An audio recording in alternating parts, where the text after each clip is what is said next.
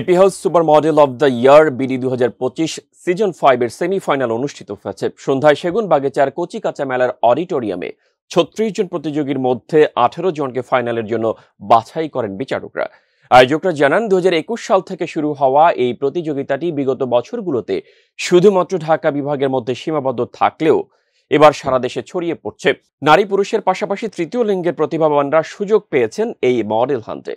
অনুষ্ঠানে বিচারক হিসেবে চলচ্চিত্র পরিচালক বীর মুক্তিযোদ্ধা সাদিক সিদ্দিকী, চিত্রনায়ক শাকিল খান, অভিনেত্রী সুমনা সোমা, পরিচালক গাজী আপেল মাহমুদ, কায়সার আহমেদ, জাগ্রতের চেয়ারম্যান শিহাব রিফাত আলম, অভিনয় শিল্পী সংঘের সদস্য এনায়েতুল্লাহ সাইদ উপস্থিত ছিলেন।